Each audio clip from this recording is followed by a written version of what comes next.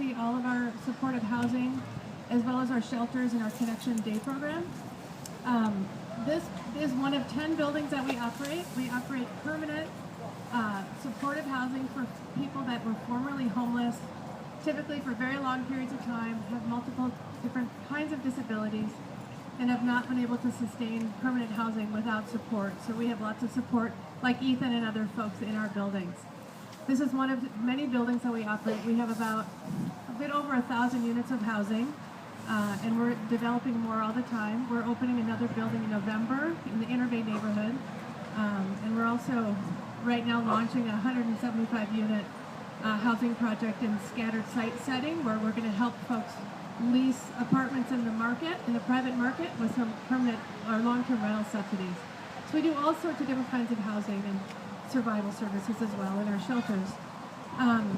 You know, our biggest concern, well, I also want to say that we're very excited to partner with the grocery. Our residents have really taken advantage of the farm stand that they did, and we definitely experienced the difficulty getting healthy foods to our folks here. So we're really excited about that partnership. Our biggest safety concerns here, the first one, which is the same concern shared by our residents and our staff, is just the traffic flow on Delridge. People drive super fast, as you all know, and as you also probably know, we lost a resident here who was hit and killed by a car on Delridge last year. And our residents and our staff have a hard time with the traffic. They use the crosswalks, but as we know, or as we've experienced, cars don't stop when people are standing in the crosswalks. They just drive right by. And so quite often residents and sometimes staff will jaywalk because cars are more likely to pay attention to somebody when they're not where they're kind of invisible. So that's a major problem. We're really, really concerned about traffic on Delridge. I think that's really our primary concern for today. I think that's what I would say. So thanks for coming. This is a 66 unit building, and I'm happy to answer questions or whatever, but thanks for coming.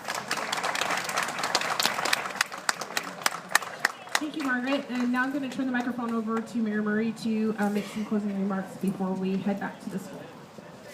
Carrie, thank you so much. Let's hear it for Carrie for leading us through this.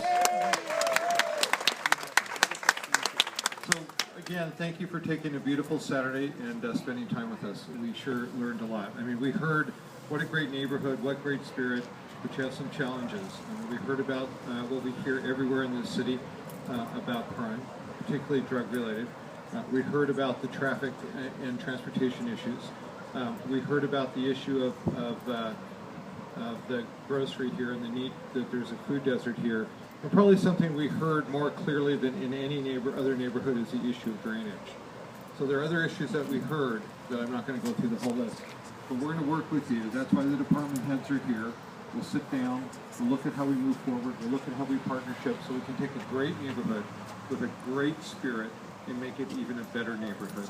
So again, thank you. This is not the first time we'll be here. We'll be back. Thanks very much.